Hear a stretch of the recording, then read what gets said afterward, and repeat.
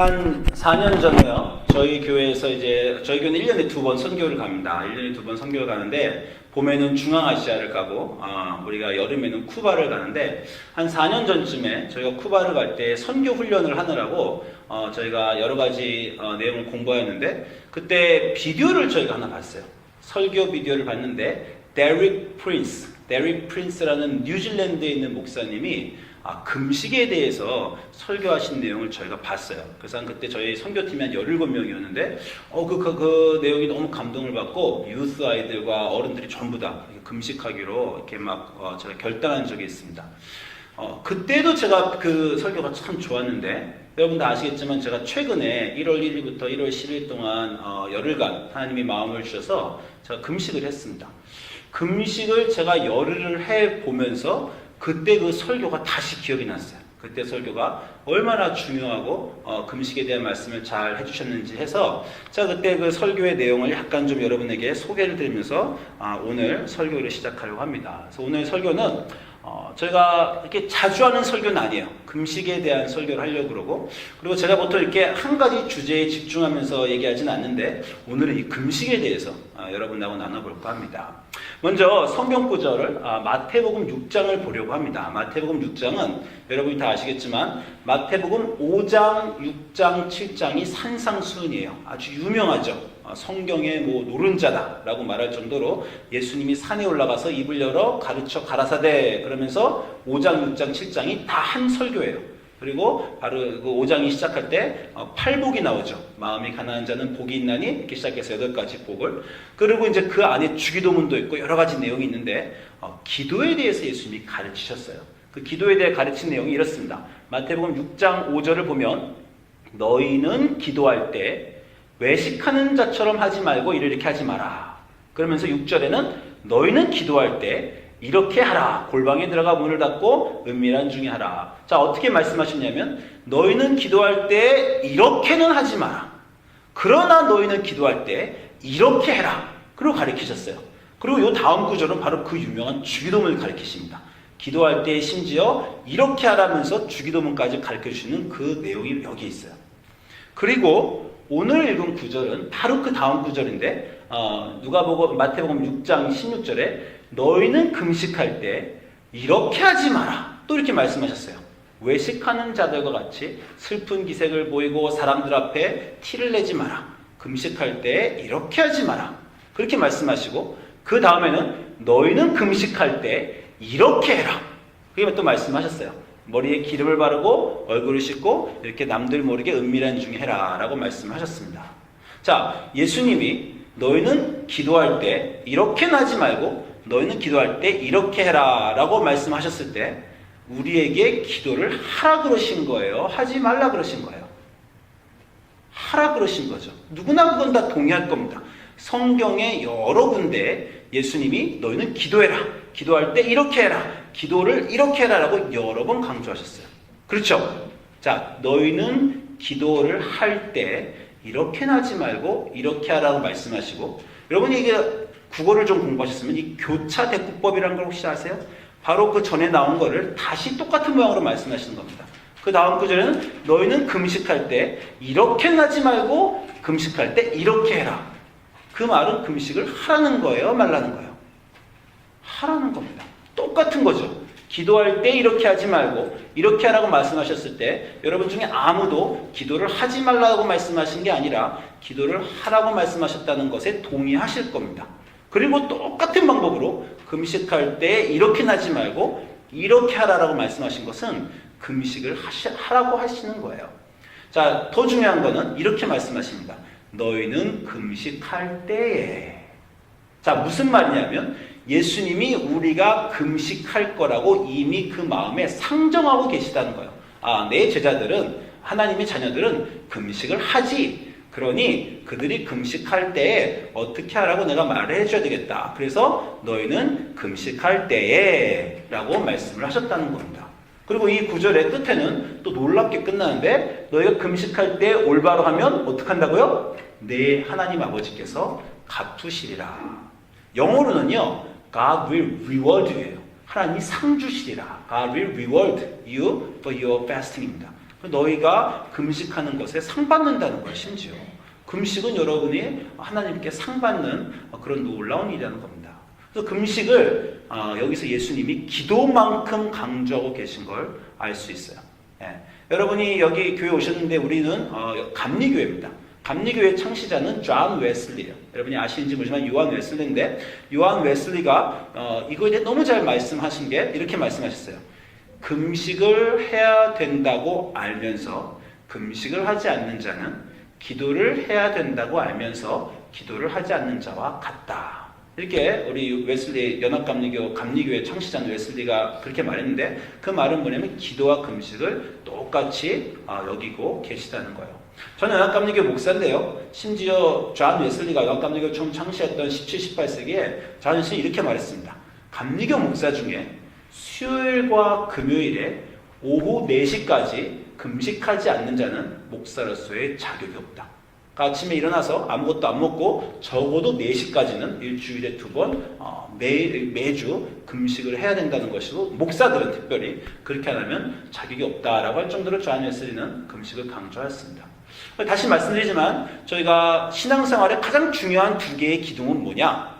말씀과 기도다. 우리가 하면서 한국교회가 기도와 말씀을 참 강조합니다. 새벽 기도도 하고 백일 기도도 하고 참 여러 가지 하는데, 이상하게 한국교회 또는 전체 기독교에 이상하게 강조가 잘 안 되는 것이 하나 있는데, 그게 금식 기도예요. 잘 강조 안 하십니다. 금식 기도가 여러분의 기도를 열어주고 기도를 강하게 하는 열쇠입니다. 그럼에도 불구하고 금식 기도가 잘 강조가 2000년 교회 역사에서 잘 되지 않았어요. 그것이 참 궁금한 거예요. 제가 이번에 다시 말씀드리지만 금식을 하면서 제가 느낀 게 뭐냐면요, 여러분이 기도라면 기도에 불이 붙습니다. 그렇죠? 그런데 금식은 제가 이렇게 생각했어요. 기도에 불을 붙일 때 금식을 하면 기름을 붓는 겁니다. 불이 확 붙습니다. 여러분의 기도를 권능 있게 하고 파워풀하게 하고 능력 있게 하는 게 금식이에요. 근데 다시 말씀드리지만 금식을 잘 안 하시고 강조도 안 합니다. 그렇게 한 이유가 사실 있어요. 왜 그러냐면 이 구절 때문에 그래요. 이 마가복음 2장 18절 19절 이게 정말 문제 구절입니다. 예수님이 제자들하고 같이 있을 때 사람들이 예수께 마가복음 2장 18절에 사람들이 예수께 와서 말하되 요한의 제자들과 바리새인 제자들은 금식하는데 어째요 당신의 제자들은 금식하지 않습니까? 이렇게 물어봤더니 예수님께서 그들에게 이르시되 혼인집 손님들이 신랑과 함께 있을 때 금식할 수 있느냐? 신랑과 함께 있을 동안에는 금식할 수 없느니라. 그러나 신랑을 빼앗길 날이 있느니 그날에는 금식할 것이니라. 이 구절 때문에 많은 기독교인들이 예수님이 금식을 별로 좋아하지 않으시고 강조하지 않으셨다라고 생각을 하는 경향이 있습니다. 금식은 좀 다소거니 신앙적인 어떤 틀이고 바리새인들이 하는 것이고 진짜 우리의 마음을 닫는 것보다는 위선자가 하는 것 같은 그런 느낌을 좀 주어서 예수님 금식을 별로 강조 안 했다 이렇게 말씀하시는 경우가 있습니다. 그리고 실제로요, 복음서 전체 예수님이 너희는 금식하라 이렇게 말씀하신 적이 없어요.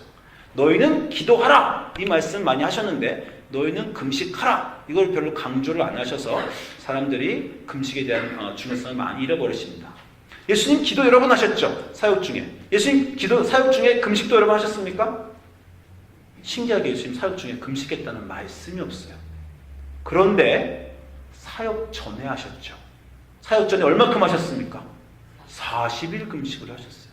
사역을 시작하시기 전에 꼭 필요하다고 생각하여 사역 중간중간에 조금씩 여러 번 하시진 않지만 사역 중에 40일을 예수님이 금식을 하셨습니다.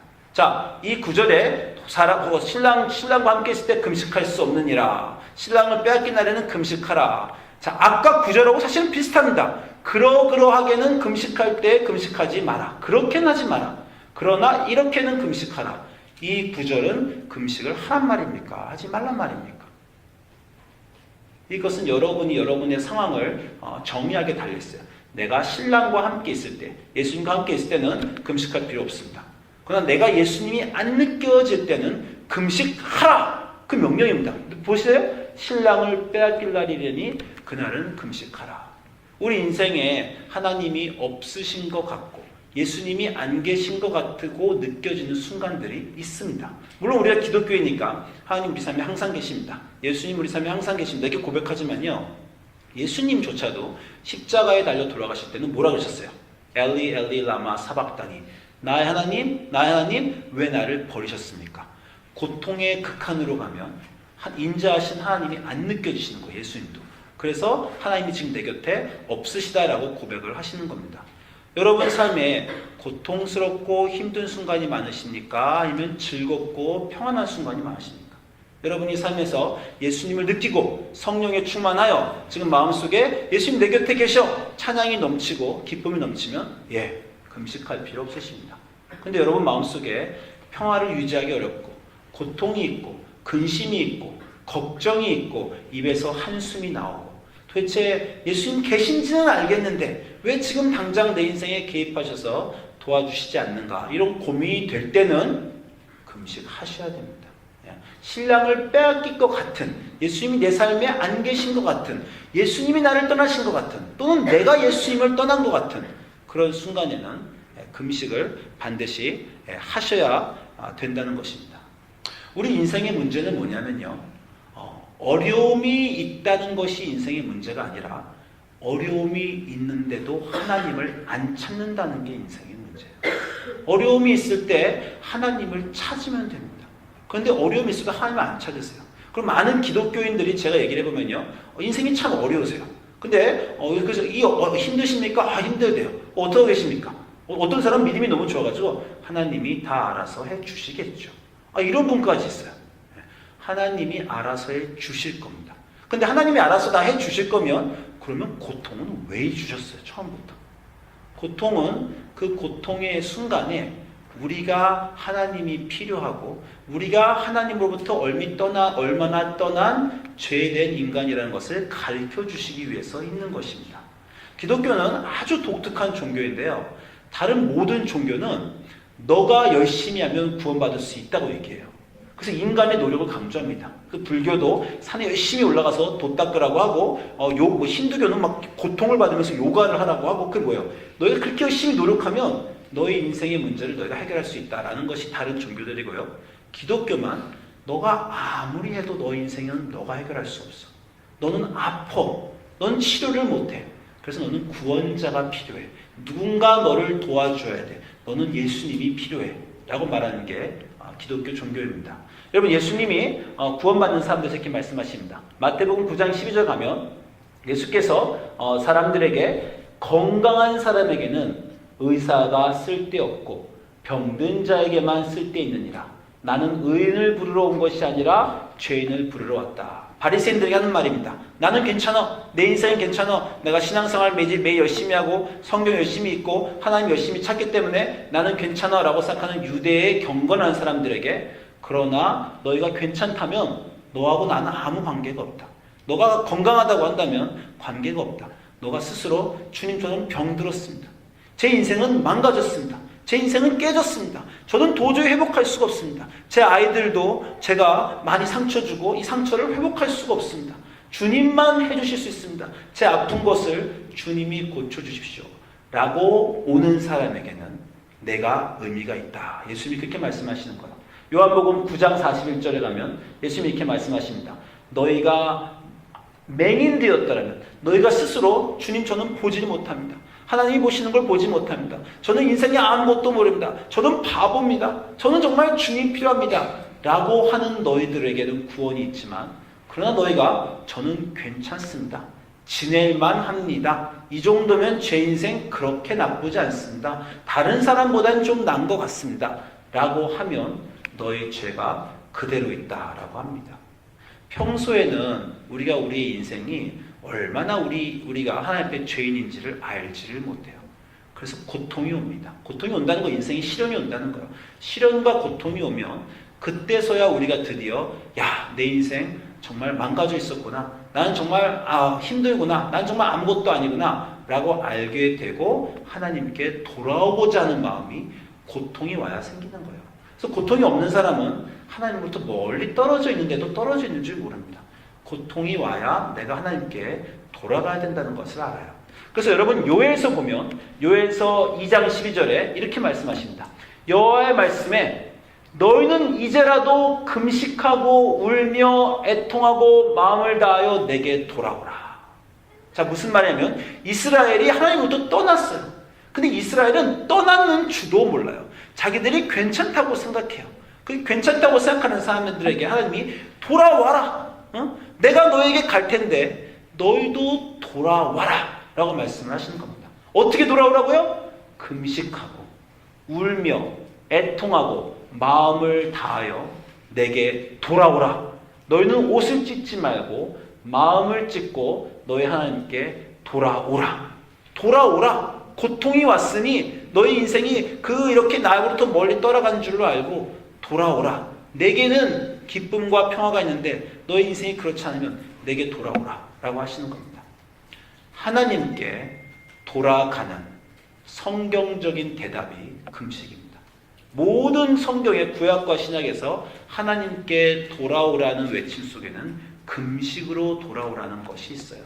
왜 그러냐면 금식의 정의는 뭐냐면 금식은 자기를 낮추는 성경적인 행위입니다. 어떻게 낮추는 거냐면 내 인생이 힘들어요. 다시 말씀드리지만 다른 종교인들은 인생이 힘들면요 무언가 자기가 합니다. 정말 점술가를 찾아가기도 하고 자기 친척 중에 높은 사람한테 전화를 하기도 하고 자기가 어떻게 뭔가 하려고 그러는 사람들이 이상한 사람들이에요. 자기 인생의 어려운 가운데 막 허우적거리면서 어떻게든지 내가 고쳐보려고 해요. 돈이 없으면 주식을 해보려고도 하고 복권을 사보려고도 하고 뭔가 투자하려고도 하고 여러 사람에게 자문을 구하기도 하고 무언가 내 인생의 어려운 것을 내가 해결해 보겠다라는 게 이 세상 사람들이에요. 기독교인들은 인생이 어려울 때 겸손하게 이렇게 말하는 겁니다. 주님, 이 인생이 어려운 건 다 제 인생이 제가 잘못한 것 때문입니다. 그리고 저는 어떻게 해도 고칠 수 없다는 걸 저는 알고 있습니다. 제가 하는 모든 노력들은 이 모든 걸 더 악화시킬 뿐이라는 것도 저는 알고 있습니다. 저는 한 걸음 물러나겠습니다. 제 인생의 문제에서. 주님이 오시옵소서. 주님이 고쳐주시옵소서. 저는 주님이 오셔서 고쳐주시는 동안에 한 걸음 물러서서 제 인생의 모든 욕망들을 정리하고 한 걸음 물러서 기다리고 겸손히 있겠습니다. 라고 하는 태도가 금식입니다. 내 인생의 가장 기본적인 것, 세 끼 밥을 먹는 행위를 내가 멈추면서 주님을 기다립니다. 내가 하지 않습니다. 내가 밥 먹고 열심히 내 체력으로 내 시간으로 내가 하는 게 아니라 그냥 아무것도 안 하겠습니다. 금식하면서 방에서 가만히 앉아서 골방에 들어가 기도하면서 이 모든 것이 잘못되고 있는 상황에서 저는 하나님을 기다립니다. 하나님 오셔서 고쳐주시옵소서 라고 하는 겸손한 태도가 바로 금식의 태도입니다. 제가 성경적인 예를 보여드릴게요. 여러분 에스라를 한번 보겠습니다. 에스라는 어떤 사람이냐면 포로기 때 포로가 끝나고 이스라엘로 돌아오고 있어요. 근데 그 포로기의 페르시아의 왕한테 에스라가 그렇게 말했습니다. 우리가 돌아가서 성전을 다시 제2성전을 지을 텐데 하나님이 우리를 도와주실 것입니다. 그렇게 말하고 에스라가 여행을 떠났어요. 여행을 떠났는데 왕이 그러면 여행 떠나는 중에 옛날에는 정말 장거리 여행하면 강도를 만나고 강의 위험과 도적의 위험이 있어요. 그러니까 왕이 군사를 대주겠다고 했는데 에스라가 왕 보고 군사 필요 없습니다. 이렇게 말해요.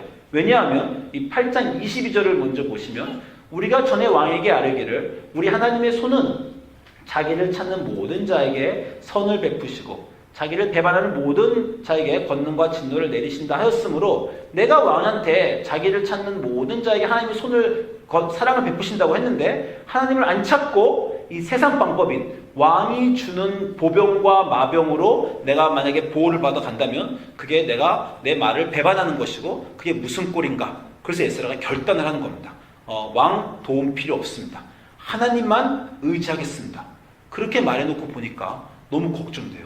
정말 위험이 도사리고 있거든요. 그래서 에스라가 하는 방법이 8장 21절에 그때 내가 아와와 강가에서 금식을 선포하고 하나님께 스스로 겸비하였다. 금식과 겸비하였다는 단어는 성경에서 아주 자주 같이 나오는 겁니다. 내가 내 스스로 하지 않고 이 세상적인 도움을 구하지 않고 왕의 도움을 구하지 않고 하나님의 도움을 구하는 겸손한 자세로 내려가겠다가 바로 금식이에요. 그래서 에스라가 금식을 합니다. 자, 다른 예를 또 보여드릴게요. 여러분, 이스라엘 왕 중에서 가장 악한 왕 하나를 꼽으시면 우리가 아합 왕을 꼽습니다. 바로 그 유명한 이세벨의 남편이고요. 엘리야가 주로 싸웠던, 하나님이 선지자, 그 유명한 선지자 엘리야, 엘리사를 보내서 싸웠던 왕이 바로 이스라엘의 왕 아합이에요. 심지어 성경에서 뭐라 그러냐면 열왕기상 21장 25절을 보면 아합에 대해서 이렇게 얘기합니다. 예로부터 아합과 같이 못된 왕은 한 번도 없었어. 왜냐하면 아합과 같이 그 자신을 팔아서 여호와 앞에 악을 행한 자가 없음이며 그 아내 이세벨이 충동하였습니다. 자기가 잘못해도요, 자기 실수였어요. 근데 아합 왕은요, 자기가 모든 잘못한 걸 내 아내 탓이야 라고 돌립니다. 이방 여인 아내가 한 모든 말을 들으면서 악한 일을 다 하면서 아내 뒤에 숨은, 정말 남자답지도 못하고 하나님 앞에 온전하지 못한 그런 가장 악한 왕 중에 하나예요. 그래서 엘리야가 노상 아합 왕하고 싸웁니다. 그 아합 왕에게 드디어 하나님이 심판을 선포하셨어요. 엘리야를 통해서 아합, 너 이제 망한다. 내가 친다. 드디어 올 것이 왔습니다. 그런데 열왕기상 22장 27절 보니까 엘리야를 통해서 심판이 선언되자 그 아합 왕이 이렇게 반응합니다. 아합이 이 모든 심판 말씀을 들을 때 그 옷을 찢고 굵은 배로 몸을 동이고 금식하고 굵은 배에 누우며 또 풀이 죽어 다니더라. 그랬더니 하나님이 여호와의 말씀이 디셉 사람 엘리야에게 임하여 가라사대 아합이 내 앞에서 겸비함을 보느냐. 하나님이 아합의 겸손함을 보셨다는 거예요. 아합이 금식을 하자 그 못된 왕이고 막 나봇을 포도원을 뺏고 이스라엘 모든 선지자를 다 죽이고 바알을 신을 섬긴 그 아합조차도 금식을 하자 하나님이 아합이 내 앞에서 겸비함을 보느냐. 내가 그가 내 앞에서 겸비함으로 내가 재앙을 그의 세대에게는 내리지 않겠다. 이렇게 하나님이 말씀을 하십니다. 이스라엘의 악한 왕뿐만 아니에요. 고대 세계에서 가장 못된 국가라고 하면 우리가 아시리아를 꼽습니다. 정말 무자비하게 이 고대 제국 아시리아는요, 무자비하게 다른 나라들을 쳐부수고 사람들을 다 죽이고 노예로 삼았어요. 북이스라엘도 아시리아한테 망했습니다. 그래서 아시리아가 너무 무자비하게 모든 나라들 다 죽이자 하나님이 요나 선지자를 보내서 아시리아의 수도인 니느웨에 가서 심판 선언을 하게 시키셨어요. 하나님이 정말 소돔과 같은 나라에서 심판하시겠다라고 했습니다. 그래서 요나서를 보면 요나서 3장 4절에 요나가 그 니느웨의 성읍에 가서 하루 동안 다니며 심판을 선언했습니다. 40일이 지나면 이 악한 성 아시리아의 수도 니느웨가 무너지리라 하고 선지자 요나가 선포했어요. 그랬더니 니느웨 사람들이 그 하나님을 믿고 금식을 선포하고 높고 낮은 자를 막론하고 굵은 베옷을 입었습니다. 그러자 그 악한 모든 주변의 나라들을 다 죽인 그 악한 사람들에게 하나님이 하시는 말씀이 이거예요. 하나님이 그들이 행한 것, 그 악한 데서 떠나 돌이킨 것을 보시고 하나님이 금식하는 자들을 보시고 뜻을 돌이키사 재앙을 내리지 아니하셨다. 하나님이 재앙을 내리겠다고 선포한 곳에서 재앙이 모면된 모든 곳은 금식이 있었습니다. 금식이 있는 곳에서는 하나님이 응답을 하세요. 금식을 하면서 돌아오는 자에게 응답을 안 하신 경우가 한 번도 없어요. 금식을 하며 돌아온 자에게는 하나님이 응답을 하십니다. 여러분, 금식하면 여러분이 아시나마 제일 놀라운 구절은 바로 그 유명한 에스더일 거예요. 그렇죠? 페르시아의 국가에 에스더란 나라에 127개의 프로빈스, 127개의 도면요, 에티오피아부터 인도까지예요. 페르시아 제국의 에티오피아, 인도까지 왕이 그 못된 하만의 말을 듣고 모든 유대인들의 씨를 말리겠다라는 왕의 칙령이 이미 내려져서 그 칙령이 127개의 도에 다 퍼졌어요. 유대인들이 이제 역사상 완전히 씨가 말리는 끝나는 절대절명의 순간이었습니다. 그때 에스더가 왕한테 나아가죠. 여러분 다 아시겠지만 왕이 부르지 않았는데 먼저 나아가면 사형을 당하는 겁니다. 그리고 에스더가 이때 삼촌 모르드카이한테 말하기를 왕이 한 달 동안 나를 부른 적이 없다. 왕이 첩이 1000명이거든요. 그러니까 에스더 한 명을 볼 시간이 없어요. 왕이 한 달 동안 나를 부른 적이 없는데 내가 이제 왕한테 먼저 나아가면 곧바로 사형이다. 그런데 내가 우리 민족을 씨가 마를 것을 걱정하여 내가 죽으면 죽으리라. 그 유명한 구절 아닙니까? 목숨을 내놓고 어떤 일을 하는 겁니다.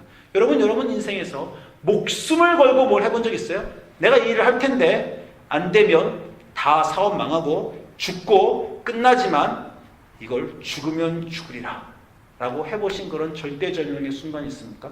그때 어떤 마음으로 하실 수 있겠어요? 어떤 준비로 그런 일을 하셔야 되겠습니까? 에스더가 택한 방법이 금식입니다. 에스더가 삼촌에게 말하기를 도성 수산에 있는 유대인을 다 모으고 나를 금식하되 밤낮 3일을 먹지도 말고 마시지도 마소서. 나도 내 시녀와 함께 금식을 한 후에 왕께 나아가리라. 아니 화장을 하고 예쁘게 잘 가도 모자랄 판에 3일을 금식을 하면 얼마나 얼굴 몰골이 흉하겠어요. 그래도 내 화장과 내 아름다운 치장에 의지하지 않고 하나님을 의지하겠다는 겸비한 자세로 왕께 3일을 금식하고 나아간 겁니다. 어떤 목사님이 웃긴 설교를 갖고 하셨는데 당시 미녀들은 다 좀 궁궐에서 너무 많이 먹어갖고 얼굴이 통통하고 뚱뚱했대요. 그래가지고 에스더가 3일을 금식하자 통통한 게 빠지고 예뻐져가지고 왕이 손을 내밀었다. 뭐 이렇게 농담하는 그런 분까지도 있어요. 실제로 뭐 금식이 건강에 도움이 된다. 이렇게 말하는 사람도 있습니다. 뭐 저도 솔직히 고백하자면 1월 1일부터 1월 10일까지 금식을 하면서 영적으로 좋은 게 많이 있었지만요. 크리스마스 연휴 동안에 막 몸무게만 보면 처음 보는 숫자가 막 나오더라고요. 이 숫자는 내가 본 적이 없는데. 그런데 열흘 금식했더니 물론 그게 멈췄습니다. 그런 사이드 임팩트도 물론 있기는 있어요. 그러나 그런 것을 얘기하는 것은 아니죠. 결코. 단식이 아닙니다. 금식은 여호와 앞에 겸비하는 모든 사람들이 성경에서 택한 방법입니다. 내가 하지 않고 하나님이 하실 것을 기대합니다. 저는 마음이 바쁘고 급하고 뭔가 해야 될 것 같지만 저는 음식도 안 먹고 한 걸음 물러서서 기도하고 있겠습니다. 주님께서 하시옵소서. 그렇게 고백하는 행위고 그렇게 고백하는 모든 사람에게 성경에서 보면 하나님이 응답하셨다는 거예요. 이렇게 기도를 파워풀하게 강력하게 도와주는 이 수단이 이상하게 기독교에서 별로 강조가 안 됐어요. 왜 그런 줄 아세요? 금식이 힘들잖아요. 금식이 힘드니까 사람들은요 성경을 볼 때 자기가 보는 것만 보고 싶어 합니다. 그래서 아까 그 마가복음 2장 18절에 신랑을 빼앗기지 않으면 금식하지 않아도 좋다 이런 말에 기독교인 전부 다 난 예수님이 내 곁에 계시니까 난 예수님이 함께 하시니까 굳이 뭐 금식하지 않아도 된다고 하셨지 그 말을 어떻게 그렇게 픽업하는지 모르겠어요. 다시 말씀드리면 성경에 여러 가지 말씀들이 있는데 여러분이 밸런스를 보셔야 됩니다. 어떤 말씀이 강조가 되고 어떤 말씀이 더 중요한가. 물론 막 굴물한 게 아니에요. 그래서 여러분이 마음에 기쁨이 넘치고 성령이 넘치고 기쁨이 넘칠 때는 금식하지 않으셔도 됩니다. 그러나 내 인생에 지금 문제가 있고 하나님의 개입이 갈급하고 예수님의 도움이 필요할 때는 금식하고 나오라고 성경에 여기저기서 아주 강조하고 있고 그 금식을 통해서 얼마나 놀라운 일이 일어나는지 성경 곳곳에서 증언하고 있습니다. 여러분의 기도가 효과적이 되고 힘을 받는 그런 방법이에요. 제가 한 구절만 더 나누겠습니다. 사도행전 13장입니다. 사도행전 13장은 어떤 구절이냐면 드디어 사도행전 전체는 예루살렘 교회가 나오고 안디옥 교회가 나와요. 사도행전 전체를 이끌어가는 두 개의 교회입니다. 예루살렘 교회는 사도들이 있고 권능이 있고 기적이 있는 교회예요. 베드로가 있고 요한이 있고 기적이 막 일어나서 처음에 마더교회, 모교회가 되는 게 예루살렘 교회입니다. 사도행전 후반을 이끄는 교회는 예루살렘 교회가 아니라 안디옥 교회예요. 안디옥 교회가 사도 바울과 바나바를 선교사로 파송하고요. 사도 바울의 선교여행 1차, 2차, 3차 선교여행이 모두 다 안디옥 교회에서 시작해요. 사도행전에서 안디옥 교회 하면 선교교회의 대명사라고 하는 것입니다. 그 안디옥 교회가 처음 등장해서 선교사를 파송하는 장면이 사도행전 13장이에요. 드디어 기독교 역사에서 그 유명한 선교사 바울이 파송되는 구절입니다. 그러니 그 안디옥 교회에 이렇게 말씀하십니다. 사도행전 13장 1절 2절에 안디옥 교회에 이러이러한 교사들과 선지자들이 있었는데 안디옥 교회가 개인이 아니라 교회 전체가 주를 섬겨 금식할 때 성령이 이르시되 내가 불러일으키는 일을 위하여 바나바와 사를 따로 세우라 라고 말씀하신 거예요. 여러분 이 구절을 쉽게 읽을지 모르지만 성령이 교회를 불러서 말씀하신다는 건 얼마나 굉장한 겁니까? 여러분이 기도하시다가 가끔 마음속에 성령의 음성을 들으실 수도 있어요. 그게 아니라 집단적으로 들렸다는 거예요. 교회가 모였는데 교회 사람들에게 성령의 음성이 들렸다는 거예요. 성령이 교회에 말씀하여 가라사대 내가 원하는 일을 위하여 2명을 따로 세워라 라고 하신 겁니다. 어떻게 할 때요? 그들이 금식할 때. 제가 2가지 이유를 들고 싶습니다. 아마도 금식을 하고 있었기 때문에 금식을 한다는 것은 또 말씀드리지만 여러분이 육적인 것을 버리고 영적인 것에 집중하는 행위예요. 여러분이 음식을 제어하면요 제어 못할 게 없습니다. 사실 여러분 중에 많은 몸에 욕심이 있는 분들이 있을 거예요. 어떤 사람은 먹는 거에 약하고요. 어떤 사람은 성행위에 약한 사람이 있습니다. 어떤 사람은 도박에 약한 사람이 있어요. 어떤 사람은 술과 담배에 약한 사람도 있습니다. 그 여러 가지 우리에게 육신의 약점이 있는데 한번 해보세요. 밥을 그만 먹으면요 다른 모든 욕심들은 생각도 안 납니다. 여러분이 만약에 도박을 막 하시는 분인데 내가 도박을 끊어야지 하고 있는데 잘 안 끊어져요. 너무 도박을 하고 싶어서. 근데 한번 밥을 안 먹어보세요. 밥을 안 먹으면서 도박을 안 할 때는요 내가 도박을 안 먹으면서 이 배고파 죽겠는 정말 식사 때마다 냄새가 나면 막 정말 배고파 죽겠는 밥도 안 먹고 있는 상황에서 내가 도박을 하랴 이런 마음 들면서요 딴 거 아무것도 안 하게 됩니다. 제가 그렇게 됐어요.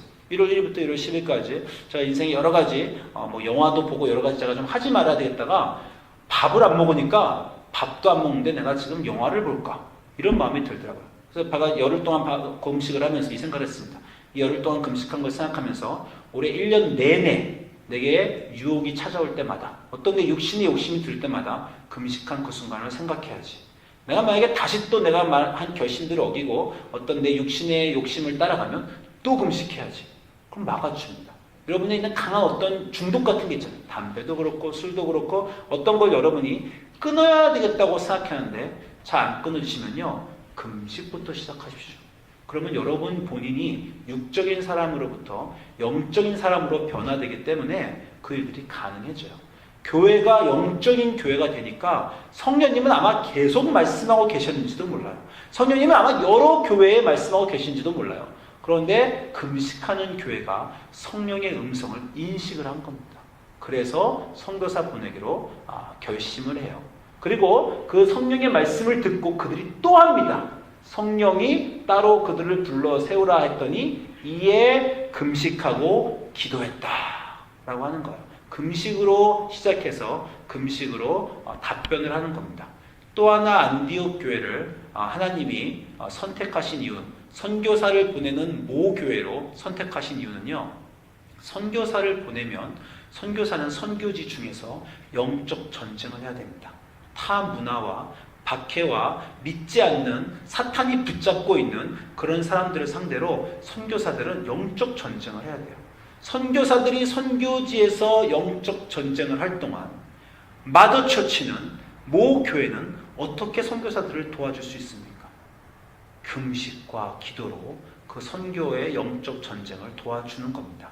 그래서 안디옥 교회를 선택하신 거예요. 바울과 바나바를 보낼 때 안디옥 교회는 후방에서 금식과 기도로 도와라. 영적인 전쟁에 참여하라. 그리고 그렇게 금식하는 교회니까 선택하신 겁니다. 올해 2020년에 여러분이 여러 가지 영적인 결단들이 있으실 것 같아요. 성경을 다 읽어보시겠다. 기도 생활을 늘리시겠다. 여러 가지 있습니다. 근데 제가 정말 금식은 사실 어렵습니다. 그리고 어떤 사람은요 좀 조심하실 필요도 있어요. 여러분 몸의 건강상을 체크하셔야 되고 금식을 한다고 해서 하나님이 나를 건강을 지켜주신다 이렇게 생각하지 마십시오. 왜냐하면 여러분 다 혹시 들었는지 아시겠지만 한국에서 가장 크고 영향력이 있는 분당 우리 교회 이찬수 목사님의 아버님은 40일 금식에 들어가셨다가 17일 만에 돌아가셨어요. 그런 일도 있습니다. 금식을 한다고 하나님이 도와주시지 않아요. 건강을 지켜주지 않습니다. 그럼에도 불구하고 혹시나 금식을 하다가 나의 건강이 해칠 것임에도 불구하고 그럼에도 나는 금식을 해야 되겠다는 그 마음과 결단으로 금식을 하시는 겁니다.